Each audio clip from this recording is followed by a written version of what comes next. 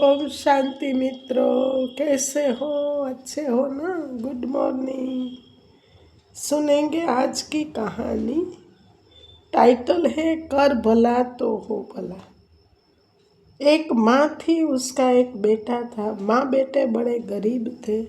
एक दिन माँ ने बेटे से कहा, बेटा, यहाँ से बहुत दूर तपोवन में एक दिगंबर मुनि पधारे हैं। वे बड़े सिद्ध पुरुष हैं और महाज्ञानी हैं। तुम उसके पास जाओ और पूछो कि हमारे ये दुख के दिन और कब तक चलेंगे, इसका अंत कब होगा। बेटा घर से चला। पुराने समय की बात है, यातायात की सुविधा नहीं थी। वह पद यात्रा पर था। चलते चलते सांझ हो गई। गांव में किसी के घर रात्रि विश्राम करने रुक गया। संपन्न परिवार था। सुबह उठकर वह आगे की यात्रा पर चलने लगा तो घर की सेठानी ने पूछा, बेटा कहाँ जाते हो? उसने अपनी यात्रा का कारण सेठानी को बताया।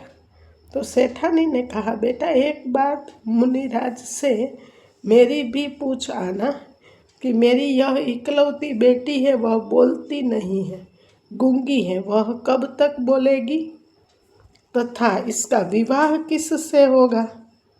उसने कहा, ठीक है। वह और आगे बढ़ गया। रास्ते में उसने एक और पड़ाव डाला। अब की बार उसने एक संत की कुटिया में पड़ाव डाला था। विश्राम के पश्चात जब वह चलने लगा तो उस संत ने भी पूछा, कहाँ जा रहे हो? उसने संत श्री को भी अपनी यात्रा का कारण बताया। संत ने कहा, बेटा मेरी भी एक समस्या है, उसे भी पूछ लेना। मेरी समस्या है कि मुझे साधना करते हुए 50 साल हो गए, मगर मुझे अभी तक संतत्व का स्वाद नहीं आया। मुझे कब संतत्व का स्वाद आएगा? मेरा कल्याण कब होगा? बस इतना सा पूछ लेना। युवक ने कहा, ठीक है, और संत को प्रणाम करके आगे चल पड़ा। युवक ने एक पड़ाव और डाला। अब की बार का पड़ाव एक किसान के खेत पर था। रात में चर्चा के दौरान किसान ने उससे कहा, मेरे खेत के बीच एक विशाल वृक्ष है।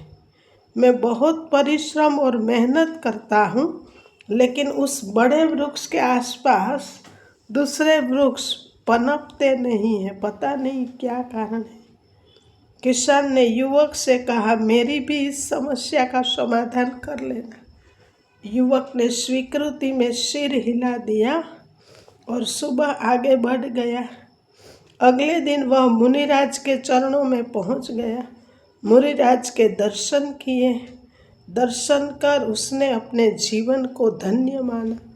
मुनिराज से प्रार्थना की कि प्रभु, मेरी कुछ समस्या है जिनका मैं समाधान चाहता हूँ। आप आज्ञा दें तो श्री चरणों में निवेदन करूँ। मुनि ने कहा, ठीक है, मगर एक बात का विशेष ख्याल रखना कि 3 प्रश्न से ज़्यादा प्रश्न मत पूछना। मैं तुम्हारे किन्हीं भी 3 प्रश्नों का समाधान दूंगा, इससे ज़्यादा नहीं। युवक तो बड़े धर्म संकट में फंस गया। अब क्या करूं? प्रश्न तो 4 है, 3 कैसे पूछूं? 3 प्रश्न दूसरों के हैं, एक मेरा प्रश्न खुद का है। अब किसका प्रश्न छोड़ दूं? क्या लड़की का प्रश्न छोड़ दूं? नहीं, यह तो ठीक नहीं है। यह उसकी जिंदगी का सवाल है। तो क्या महात्मा के प्रश्न को छोड़ दूं? यह भी नहीं हो सकता। तो क्या किसान का प्रश्न छोड़ दूं? नहीं, यह भी ठीक नहीं है। बेचारा खून पसीना एक करता है, तब भी उसे कुछ भी नहीं मिलता है। अंत में काफ़ी उहापोह के बाद उसने तय किया कि वह खुद का प्रश्न नहीं पूछेगा। उसने अपना प्रश्न छोड़ दिया और शेष 3 प्रश्नों का समाधान लिया। वापिस अपने घर की ओर चल दिया। रास्ते में सबसे पहले किसान की मुलाकात हुई।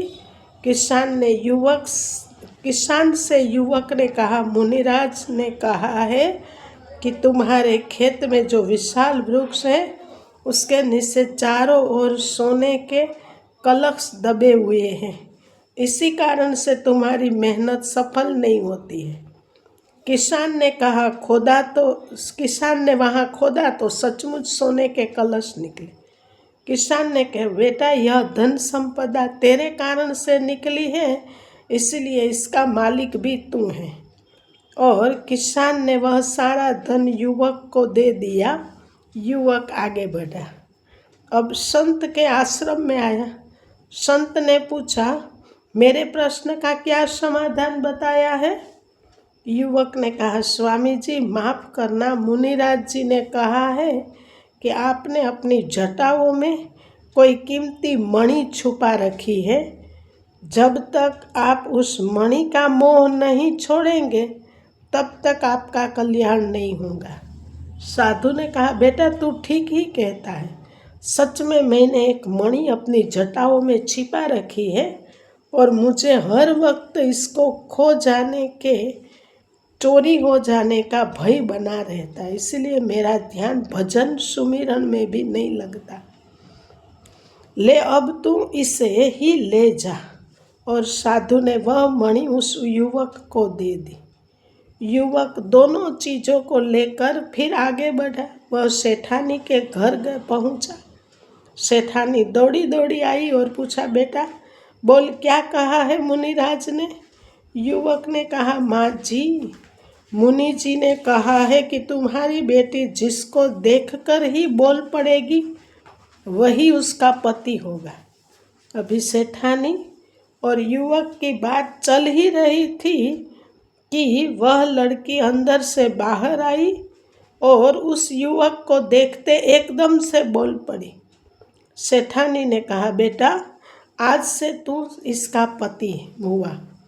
मुनिराज जी की वाणी सच हुई और उसने अपनी बेटी का विवाह उस युवक से कर दिया।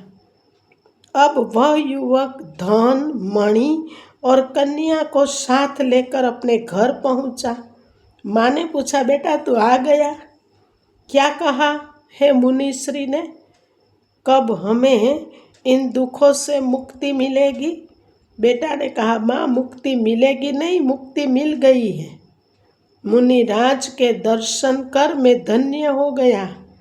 उनके तो दर्शन मात्र से ही जीवन के दुख, पीड़ाएं और दर्द खो जाते हैं। माँ ने पूछा, तो क्या मुनिराज ने हमारी समस्या का समाधान कर दिया? बेटे ने कहा, हाँ माँ, मैंने तो अपनी समस्या उनसे पूछी ही नहीं और समाधान भी हो गया।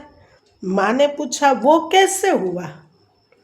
बेटे ने कहा, माँ मैंने सबकी समस्याओं को अपनी समस्या समझा तो मेरी समस्या का समाधान स्वतः ही भगवान ने कर दिया। अब दूसरों की समस्या अपनी खुद की समस्या बनने लगती है तो फिर अपनी समस्या कोई समस्या ही नहीं रहती। जो दूसरों के लिए सोचता है ईश्वर स्वयं उसके लिए राह करते हैं, सफलता दिलाता है। अच्छा मित्रों, अगर आपको ये कहानी अच्छी लगी हो, कुछ सीख मिली हो, तो अपने सब ग्रुप मेंबर को, फ्रेंड सर्कल को, परिवार के सदस्यों को शेयर करना, एक लाइक करना और प्यारी सी कमेंट करना। अगर आपका भी कोई प्रश्न हो तो आप पूछ सकते हो, और अगर नए हैं तो चैनल को सब्सक्राइब करना जी। अच्छा दोस्तों, धन्यवाद।